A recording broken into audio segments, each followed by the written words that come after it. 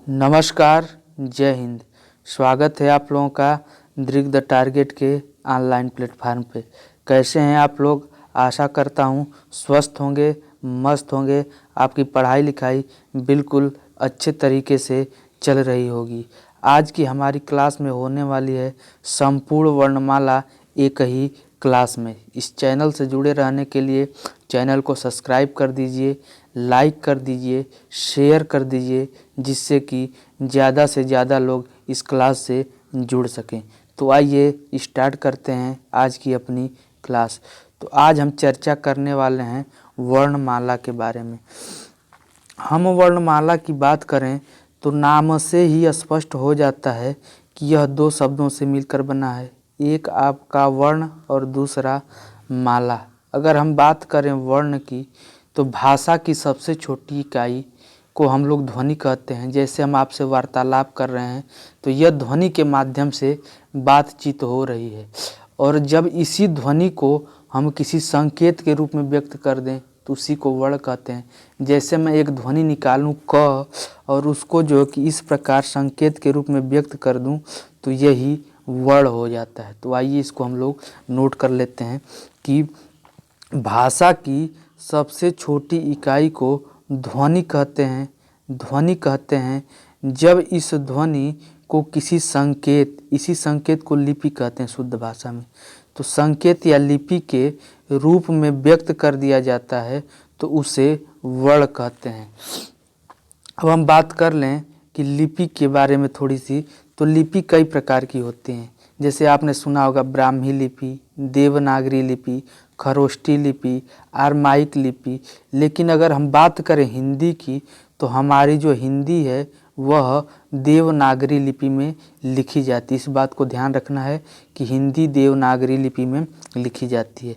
अब हम बात करते हैं माला की।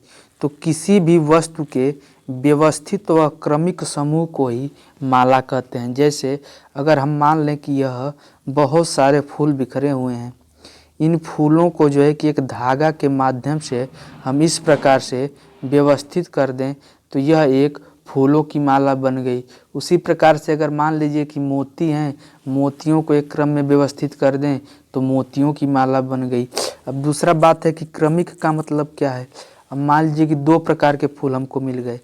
एक फूल है सफ़ेद रंग का, एक सफ़ेद रंग का फूल मिला, एक लाल रंग का। इसी प्रकार से कई सफ़ेद कई लाल मिल गए।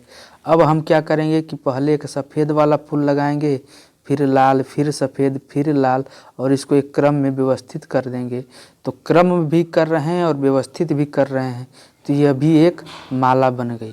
तो किसी भी वस्तु के व्यवस्थित भी होना चाहिए और एक क्रम में भी होना चाहिए, उसी को हम माला कहते हैं।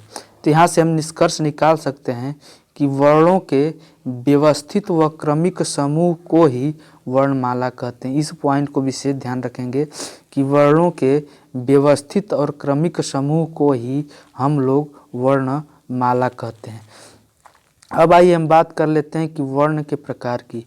तो वर्ण के प्रकार की बात करें तो वर्ण दो प्रकार के होते हैं। एक होता है आपका स्वर और दूसरा होता है व्यंजन। स्वर क्या होता है? तो जिन वर्णों का उच्चारण करने के लिए किसी अन्य वर्ण के सहायता की आवश्यकता न हो, अर्थात जो स्वयं से उच्चरित हों। जैसे हम बात करें अ की, जब आप अ का उच्चारण करेंगे तो आपको ऐसा महसूस होगा कि इसके लिए किसी अन्य वर्ण के सहायता की आवश्यकता नहीं हो पा रही है। उसी प्रकार आ, छोटी ई, बड़ी ई इत्यादि स्वर हैं जिनका उच्चारण करने के लिए किसी अन्य वर्ण के सहायता की आवश्यकता नहीं होती है। वहीं जब हम बात करें व्यंजन की, तो जिन वर्णों के उच्चारण के लिए किसी अन्य वर्ण अर्थात स्वर के सहायता की आवश्यकता हो, अर्थात स्वयं उच्चरित न हो पाए। जैसे हम बात करें अगर क की, तो आप बोलेंगे क, तो कहीं न कहीं लास्ट में अ आ रहा है, अर्थात हम बात करें तो क में कहीं न कहीं अ लगा हुआ है, अर्थात ये जब तक स्वर की सहायता नहीं लेगा तब तक हम इसका उच्चारण ही नहीं कर सकते। जैसे हम इस प्रकार से क लिख दें क के नीचे हलंत लगाकर, तो आप इसका उच्चारण ही नहीं कर सकते जब तक कि यह स्वर की सहायता न ले। उसी प्रकार हम बात करें का की, तो का आ लास्ट में आ रहा है, तो क में आ की सहायता से बोला जा रहा है, तभी हम इसका उच्चारण कर पा रहे हैं। तो स्वर का मतलब कि जो बिना किसी सहायता से स्वतंत्र रूप से उच्चरित हो जाएं, स्वर है। व्यंजन का मतलब कि जो स्वरों की सहायता से बोले जाएं वह व्यंजन है। आइए अब लगे हाथे हम ध्यान लेते हैं वर्णों की संख्या के बारे में। तो हम बात करें वर्णों की संख्या के बारे में, तो हम वर्णों की संख्या दो आधार पर ज्ञात करते हैं, एक उच्चारण के आधार पर और दूसरा लेखन के आधार पर। अगर हम बात करें उच्चारण के आधार पर, तो उच्चारण के आधार पर वर्णों की संख्या 45 होती है। आइए अब जान लेते हैं कि किस प्रकार से वर्णों की संख्या 45 होती है। तो स्वर इसमें 10 माने गए हैं उच्चारण के आधार पर, व्यंजन 33 माने गए हैं और द्विगुण व्यंजनों की संख्या 2 मानी गई है। अब बात कर लेते हैं कि कौन से 10 स्वर माने गए हैं उच्चारण के आधार पे। तो आपका अ, आ, छोटी ई, बड़ी ई, छोटा ऊ, बड़ा ऊ, ए, ओ और औ, यह 10 स्वर जो है कि उच्चारण के आधार पर माने गए। वहीं हम बात कर लें अगर व्यंजनों की, तो व्यंजनों की संख्या 33 मानी गई है। और कौन कौन से वो व्यंजन है आइए उसको भी देख लेते हैं। तो क, ख, ग, घ और अंग, च, छ, ज, झ, ञ, ट, ठ, ड, ढ, ळ, त, थ, द, ध, न, प, फ, ब, भ, म, य, र, ल, व, स और ह। तो यह 33 व्यंजन हो गए आपके। उसके बाद द्विगुण व्यंजनों की बात करें तो ड़ और ढ़ जो हैं द्विगुण व्यंजन हो गए। इस प्रकार 10 + 33 + 2 = 45 वर्ण उच्चारण के आधार पर। अब हम बात करते हैं लेखन के आधार पर। तो लेखन के आधार पर बात करें तो वर्णों की संख्या 52 मानी गई है। आइए देख लेते हैं कौन कौन से। तो हम बात करें स्वर की, तो लेखन के आधार पर स्वरों की संख्या 13 मानी गई। पूर्वरत मतलब 10 तो यही रहेंगे जो उच्चारण के आधार पर हैं, और बाकी 3 इसमें और आ जाते हैं लेखन के आधार पर, अंग, अह और री। इस प्रकार 10 और 3 13 हो गए स्वर। व्यंजनों की संख्या 33 पूर्वरत मतलब जो उच्चारण के आधार पर 33 व्यंजन हम लोग देखे हैं, वही जो है कि यही वाले आपके व्यंजन भी इसमें हो जाएंगे। द्विगुण व्यंजन की बात करें तो द्विगुण व्यंजन भी 2। उसके बाद इसमें 4 संयुक्त व्यंजन आ जाते हैं, छ, त्र, ज्ञ और स्र। यह जो छ है यह क और स के सहयोग से बना है, क और स के सहयोग से। त्र की बात करें तो यह त और र के जुड़ने से बना है। ज्ञ की बात करें तो यह ज और ञ के जुड़ने से बना है। और स्र की बात करें तो यह स और र की जोड़ने से बना है। यहाँ याद रखेंगे कि यह क के नीचे हलंत, त के नीचे हलंत, ज के नीचे हलंत और स के नीचे हलंत रहेगा। तो इस प्रकार हम देखें तो 13 स्वर लेखन के आधार पर, 33 व्यंजन, उसके बाद आपके 2 द्विगुण व्यंजन और 4 संयुक्त व्यंजन। इन सभी को हम जोड़ते हैं तो लेखन के आधार पर 52 वर्ण हो जाते हैं। तो यहाँ ध्यान रखेंगे कि अगर आपसे एग्जाम में पूछा जाता है कि उच्चारण के आधार पर वर्णों की संख्या, तो हम बोलेंगे कि उच्चारण के आधार पर वर्णों की संख्या 45 होती है। लेकिन अगर पूछे लेखन के आधार पर वर्णों की संख्या, तो हम कहेंगे लेखन के आधार पर वर्णों की संख्या 52 होती है। अब एक बात और ध्यान रखने वाली है कि अगर सामान्य रूप से पूछा जाए स्वरों की संख्या, तो हम बताएंगे कि स्वरों की संख्या 11 होती है। लेकिन अगर यह पूछा जाए कि उच्चारण के आधार पर स्वरों की संख्या, तब हम बताएंगे 10 होती है। लेकिन अगर पूछा जाए लेखन के आधार पर स्वरों की संख्या, तब हम बताएंगे 13 होती है। तो इस बात को भी विशेष ध्यान रखेंगे। अब हम बात करने वाले हैं स्वरों के वर्गीकरण के बारे में।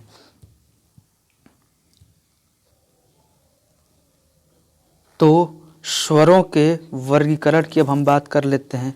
तो स्वरों का वर्गीकरण हम 6 आधार पर करते हैं।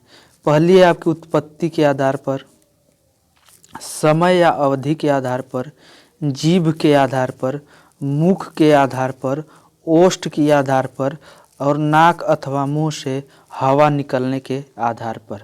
अब हम एक एक आधार को उठाएंगे और उस पर चर्चा करते हुए चलेंगे। तो सबसे पहले हम बात करते हैं उत्पत्ति के आधार पर। अगर हम बात करें उत्पत्ति के आधार पर, तो उत्पत्ति के आधार पर स्वरों को 2 भागों में बांटा गया है।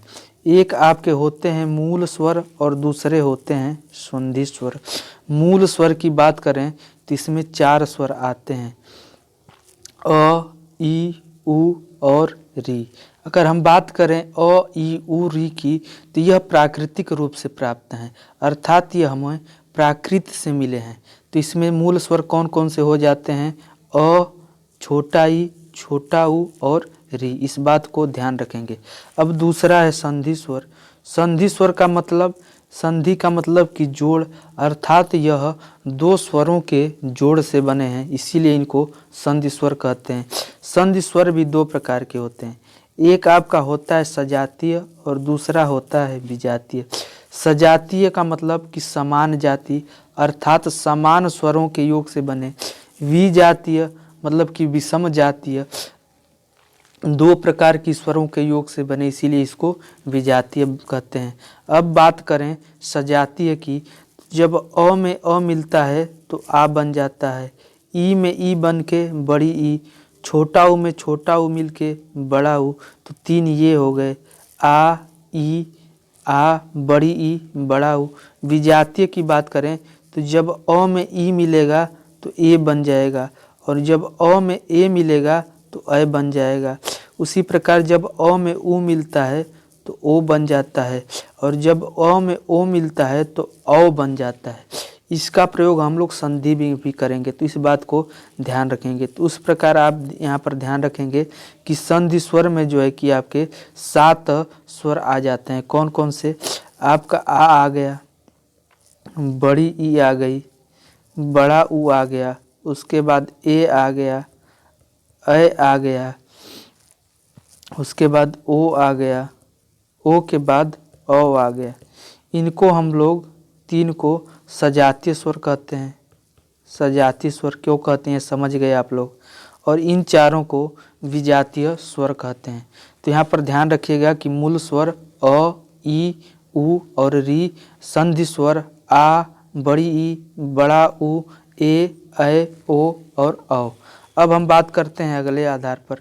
अगला आधार है समय या अवधि के आधार पर।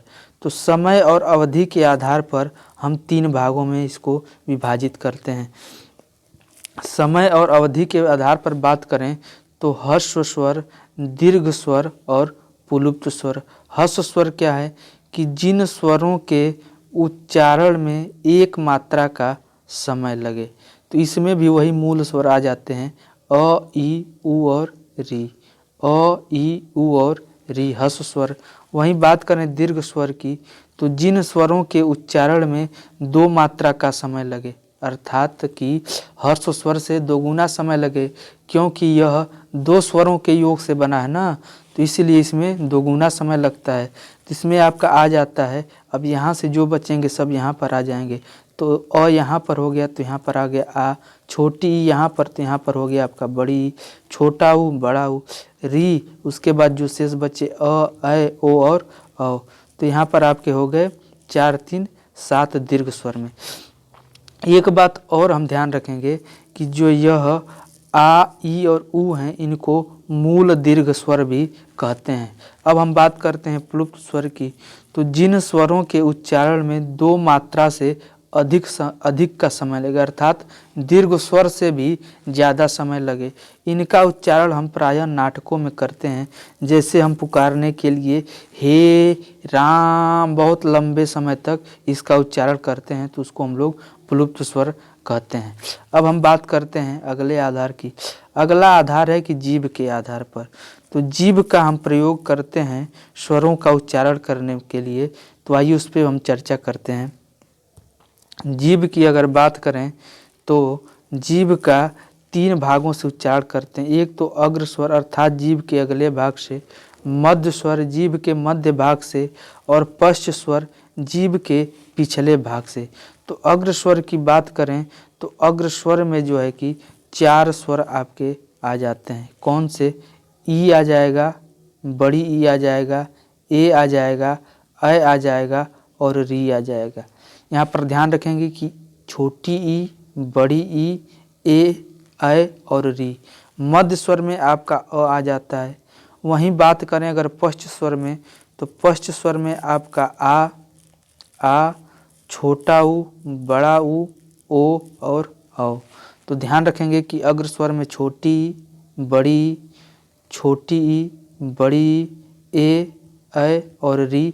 मध्य स्वर में अ और पश्च स्वर में जो शेष बचे अर्थात आ, छोटा ऊ, बड़ा ऊ, ओ और औ पश्च स्वर में आते हैं।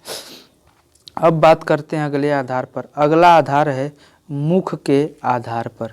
मुख के आधार पर हम 4 भागों में बांटते हैं। एक होता है आपका समवृत्त, समवृत्त, अर्धसमवृत्त, विवृत्त, अर्धविवृत्त। समवृत्त, अर्धसमवृत्त, विवृत्त, अर्धविवृत्त। अब हम बात करें समवृत्त की तो समवृत्त में भी पहले ई आ जाएगा, छोटी ई और बड़ी ई। उसके बाद छोटा ऊ और बड़ा ऊ आ जाता है। वहीं बात करें अर्धसमवृत्त की तो अर्धसमवृत्त में ए और ओ आ जाता है। विवृत्त में आपका आ जाता है और अर्धविवृत्त में ए, ऐ और औ आ जाता है। एक बार फिर से देखते हैं। समवृत्त में छोटी ई, बड़ी ई, छोटा ऊ, बड़ा ऊ। अर्धसमवृत्त में ए और ओ। विवृत्त में आ और अर्धविवृत्त में अ, ऐ और औ। आइए बात करते हैं अगले आधार पर। अगला आधार है कि ओष्ठ की स्थिति के आधार पर। अवृत्तमुखी और वृत्तमुखी मतलब जिनका उच्चारण करने पर जो है कि ओष्ठ की स्थिति वृत्त न हो उसे अवृत्तमुखी कहेंगे। इसमें आपका आ जाएगा अ, आ, छोटी ई, बड़ी ई, ए, ऐ और री। वहीं हम बात करें वृत्तमुखी की तो जिनका उच्चारण करने पर ओठ की स्थिति वृत्त के आकार में आ जाए उसको हम वृत्तमुखी कहते हैं। इसमें आपका आता है छोटा ऊ, बड़ा ऊ, ओ और औ। एक बार आइए और देखते हैं। अवृत्तमुखी में अ, आ, छोटी ई, बड़ी ई, ए, ऐ और री। वहीं बात करें वृत्तमुखी में तो ऊ, बड़ा ऊ, ओ और औ। अब हम बात करते हैं नाक अथवा मुंह से हवा निकालने के आधार पर। तो नाक अथवा मुंह से हवा निकलने के आधार पर इसको हम जो है कि 2 भागों में विभाजित करते हैं। एक आपका होता है निर्नुनासिक और एक होता है अनुनासिक। निर्नुनासिक का मतलब क्या होता है? इसको हम लोग मौखिक स्वर भी कहते हैं। जैसे जिन स्वरों के उच्चारण करने में हवा केवल मुंह से निकले। जैसे हम बात करें अ, आ, ई, क, ख, ग इत्यादि। अनुनासिक स्वर कि जिन स्वरों के उच्चारण करने में हवा नाक के साथ साथ मुंह से भी निकले। जैसे हम नाक में बोलते हैं आ, ई। इस प्रकार के जो स्वर हैं वह अनुनासिक स्वर हैं अर्थात नाक के साथ साथ मुंह से भी निकल रही है तो अनुनासिक हो जाएगा। अगर केवल मुंह से निकल रही है तो निर्नुनासिक या इसको हम लोग मौखिक स्वर भी कहते हैं। आइए हम बात करते हैं अब व्यंजनों के वर्गीकरण के बारे में। तो व्यंजनों का वर्गीकरण जो है कि हम 8 आधारों पर कर लेते हैं। क वर्ग, च वर्ग, ट वर्ग, त वर्ग, प वर्ग। क, च, ट, त, प। इस लाइन को आपको ध्यान रखना है, इसका आगे भी काम आएगा। क, च, ट, त, प। उसके बाद अंतस्थ व्यंजन, ऊष्म व्यंजन और संयुक्त व्यंजन। अगर हम बात करें क वर्ग में तो क वर्ग में आपका आ जाता है क, ख, ग, घ और अंग। च वर्ग में बात करें तो च, छ, ज, झ और य। ट वर्ग में ट, ठ, ड, ढ, ड़। त वर्ग में बात करें तो त, थ, द, ध, न। प वर्ग में प, फ, ब, भ, म। अंतस्थ में बात करें तो आपका य, र, ल और व। 4 वर्ड आते हैं, ध्यान रखेंगे कि य, र, ल और व। वहीं उसमें बात करें तो बड़ा स, मूर्धन्य स, दंत स और ह। संयुक्त व्यंजन की बात करें तो इसमें 4 आते हैं, छ, त्र, ज्ञ और स्र। छ जो है क और षटकोण वाला स अर्थात मूर्धन्य स से मिलकर बना है। त्र जो है त और र से मिलकर बना है। ज्ञ जो है ज और य से मिलकर बना है। स्र जो है स और र से मिलकर बना है।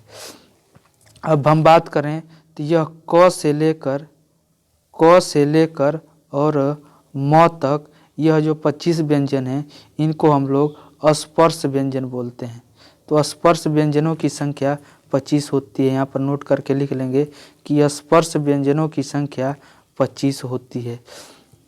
अब हम बात करें कि द्विगुण व्यंजन, अगर यह ड और ढ जो हैं इसके नीचे हम बिंदी लगा देते हैं तो ये बन जाते हैं ड़ और ढ, इनको हम लोग द्विगुण व्यंजन कहते हैं।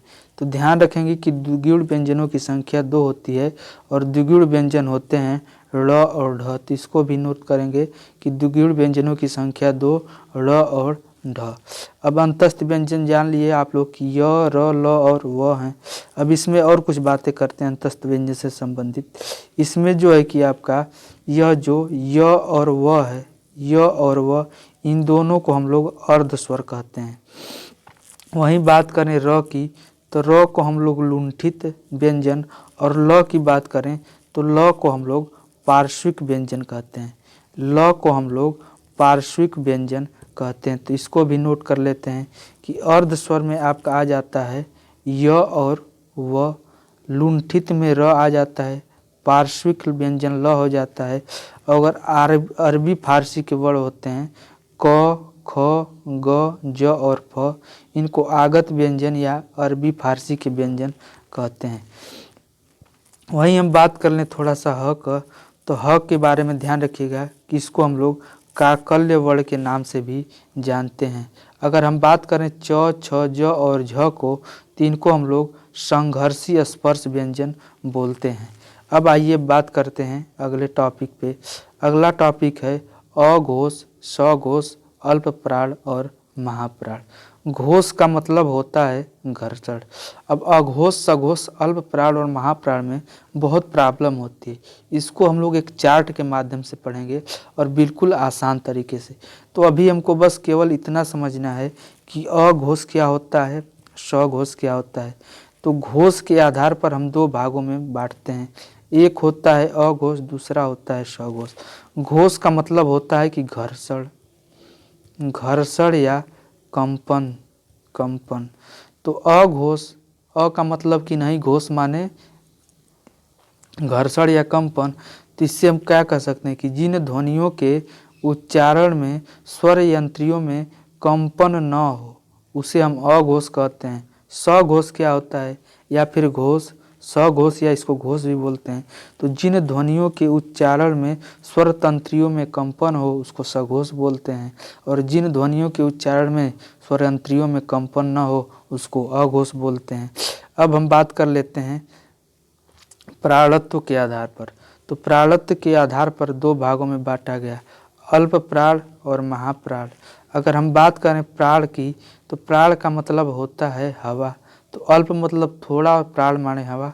तो जिन वर्णों का उच्चारण करने पर मुख से कम हवा निकले, अल्प का मतलब कम, तो उसको अल्प प्राण कहेंगे। और महाप्राण जिन वर्णों का उच्चारण करने पर महा मतलब अधिक, तो मुख से अधिक हवा निकले तो उसको हम लोग महाप्राण कहेंगे। तो यहाँ पर आपको बस केवल इतना ध्यान रखना है कि अघोष का मतलब, अघोष का मतलब, घोष का मतलब घर्षण, अ का मतलब घर्षण न हो। सघोष का मतलब, सघोष का मतलब कि घर्षण हो। अल्प प्राण का मतलब कि मुख से कम हवा निकले, और महाप्राण का मतलब कि मुख से अधिक हवा निकले। अब बस इतनी बातों को ध्यान रखना है। अब हम इसको जो है कि एक चार्ट के माध्यम से व्यवस्थित करते हैं। अब यहाँ पर आपको कुछ बातें ध्यान रखनी है। अब यहाँ पर आपको केवल 2 लाइन याद करनी है। उसके बाद अघोष, सघोष, अल्पप्राण और महाप्राण का जो काम है वह इन्हीं 2 लाइनों से हो जाएगा। यहाँ पर ध्यान रखना है कि आपको अघोष अघोष 2 बार लिखना है। उसके बाद सघोष सघोष सघोष 3 बार लिखना है। पहले लिखना है अघोष अघोष अघोष सघोष सघोष सघोष। इस लाइन को याद रखना है। पहले अघोष ही क्योंकि पहले अ आता है, इसीलिए पहले अघोष अघोष लिख दिए। याद करने के लिए बता रहा हूँ। पहले अ आता है इसीलिए पहले अघोष अघोष 2 बार लिखेंगे, इस बात को ध्यान रखेंगे। उसके बाद 3 बार सघोष सघोष सघोष। उसके बाद हम बात करते हैं अल्प प्राण की। तो पहले अ आता है तो 1 बार हम लिखेंगे अल्प प्राण, 1 बार लिखेंगे अल्प प्राण और 1 बार लिखेंगे महाप्राण। अल्प प्राण महाप्राण फिर अल्प प्राण, यह 5 बार कार्यक्रम आपका चलेगा। अल्प प्राण महाप्राण, अल्प प्राण महाप्राण और अल्प प्राण। तो इस बात को ध्यान रखेंगे। ये 2 लाइनें अगर आप याद कर लिए तो फिर अल्प प्राण और महाप्राण का कोई भी क्वेश्चन गलत नहीं होगा। अघोष अघोष, आँख बंद करके एक बार बोलिए कि अघोष अघोष, फिर 3 बार सघोष सघोष सघोष। इसमें भी कंफ्यूजन नहीं होना चाहिए कि पहले अघोष आएगा कि पहले सघोष। इसका भी हम बता दिए कि पहले अ आता है इसीलिए पहले 2 बार अघोष और बाद में स आता है तो 3 बार सघोष। पहले अ आता है इसीलिए अल्प प्राण फिर महाप्राण फिर अल्प प्राण फिर महाप्राण फिर अल्प प्राण। यह 2 लाइनें याद हो गई। बस अब आपको कुछ याद करने की आवश्यकता नहीं है। अब आप इसी पर जो है कि सेट करते चले जाइए। अब लिख दीजिए बस वर्ड जो है कि क ख ग घ अंग, च छ ज झ ञ, ट ठ ड ढ ड़, त थ द ध न, प फ ब भ म। ये हमारे स्पर्श व्यंजन हो गए। अब द्विगुण व्यंजन की बात करें तो ड़ और ढ ये अपने जगह पर ही आएंगे। ड के बाद ड़ और ढ के बाद ढ़, तो ये भी अघोष और अल्प प्राण हो गए।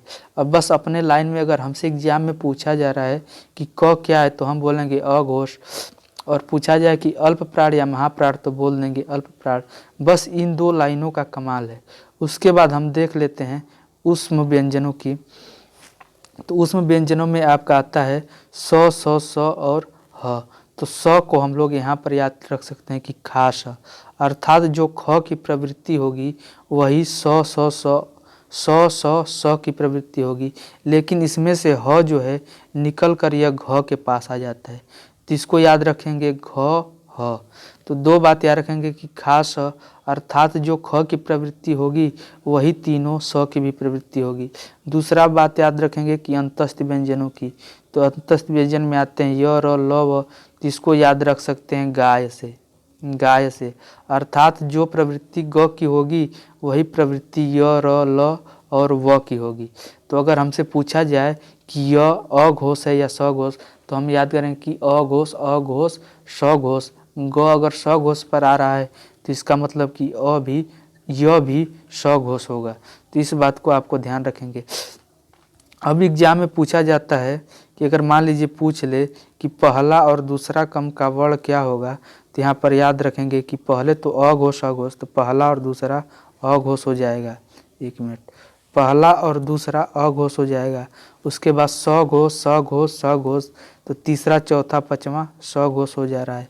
अघोष अघोष सघोष सघोष सघोष, तो पहला और दूसरा अघोष, तीसरा चौथा पांचवा सघोष। अल्प प्राण महाप्राण, अल्प प्राण महाप्राण अल्प प्राण, तो पहला तीसरा और पांचवा जो है कि आपका अल्प प्राण हो गया और दूसरा और चौथा यह महाप्राण हो गया। तो यहाँ से भी इस क्वेश्चन को सॉल्व कर सकते हैं। तो बस आपको 2 लाइन याद रखिए, बाकी सब चीज़ें सॉल्व हो जाएंगी। अब हम बात करने वाले हैं उच्चारण स्थान के बारे में।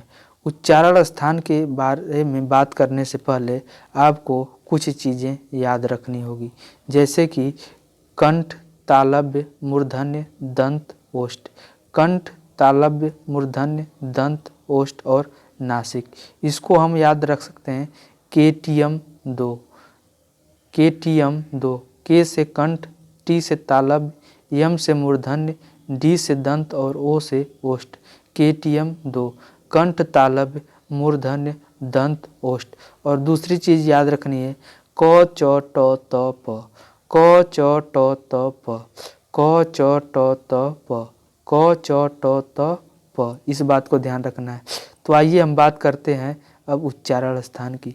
तो उच्चारण स्थान जो है कि हम बात करें तो 5 जगहों से जो है कि हम वर्णों का उच्चारण करते हैं। कौन से? कंठ, कंठ, तालव्य, मूर्धन्य, दंत, ओष्ठ। इस बात को याद रखेंगे KTM 2, कंठ, तालव्य, मूर्धन्य, दंत और ओष्ठ। और उसके बाद एक आ जाता है नासिक की। अगर हम बात करें कंठ की, तो कंठ में अब हम वर्णों को इसमें जो है कि सेट करेंगे इस मैप में। तो कंठ में आपका पूरा क वर्ग आ जाता है, क, ख, ग, घ और अंग। पहले हम स्पर्श व्यंजनों को देखते हैं। उसके बाद तलव्य में आपका आ जाएगा च, छ, ज, झ, ञ। ये भी याद रखना है कि क्या क, च, ट, त, प, अर्थात पूरा क वर्ग आपका कंठ में आ जाएगा। इसके ऊपर लिख दीजिए KTM 2। तो क वर्ग आपका पूरा कंठ में, त वर्ग, च वर्ग पूरा तालव्य में, ट वर्ग पूरा मूर्धन्य में, त वर्ग पूरा दंत में और प वर्ग पूरा ओष्ठ में। तो KTM 2 क च ट त प। तो आइए देखते हैं। क वर्ग पूरा आपका आ गया कंठ में, च वर्ग पूरा तालव्य में, मूर्धन्य में ट वर्ग पूरा, ट, ठ, ड, ढ, ड़। दंत में आपका आ गया त, थ, द, ध, न, प, फ, ब, भ, म। तो ये हम 25 स्पर्श व्यंजनों को देख लिए। अब देखते हैं अंतस्थ व्यंजनों में। तो अंतस्थ व्यंजनों में आपका आता है,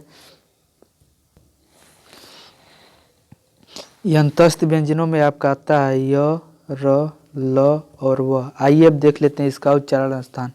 तो य की बात करें तो यह आपका आता है तालव्य में। इसको हम याद रख सकते हैं चा से, अर्थात जो च की प्रवृत्ति होगी वही य की प्रवृत्ति होगी। तो च तालव्य से तो यह भी तालव्य से।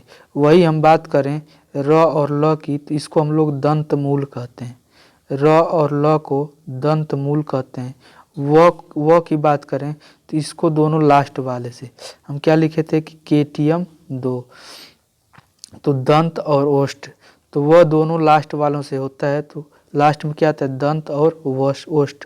तो वह का उच्चारण स्थान हो जाएगा दंत ओष्ठ। अब हम बात करते हैं ऊष्म व्यंजनों की। तो ऊष्म व्यंजनों में आता है आपका स और ह। तो आइए देख लेते हैं ऊष्म व्यंजनों के बारे में। ऊष्म व्यंजनों की अगर हम बात करें तो इसमें आपका आ जाता है स और ह। तो देखिए हम ह को पहले नंबर पर लाते हैं। ह आ जाता है आपका कंठ में। उसके बाद तीनों स को सेट करते चले जाइए। तो इसके बाद बड़ा स, मूर्धन्य स और दंत स। तो ये आपका हो जाता है तालव्य स, ये आपका हो जाता है मूर्धन्य स और ये हो जाता है आपका दंत स। अब हम बात करते हैं स्वरों की। स्वरों की अगर बात करें तो स्वर में आपका जो है कि अ और आ पहले वाले लाइन में। तो पहला लाइन क्या है कंठ की, तो अ और आ जो है आपका आ जाएगा कंठ में। अगर हम बात करें, एक मिनट, ई और ई दूसरे वाली लाइन में। तो दूसरा वाला लाइन क्या है तालव्य। हमको सिर्फ इस तरीके से चार्ट के माध्यम से याद रखना है कि कंठ पहले वाले लाइन में अ और आ। तो अ और आ पहली वाली लाइन कौन सी है कंठ की। तो अ और आ जो है कंठ के द्वारा। दूसरी वाली लाइन में हम लोग लिखेंगे ई और बड़ी ई। तो दूसरी वाली लाइन क्या है तालव्य की। तो छोटी ई और बड़ी ई तालव्य हो गई।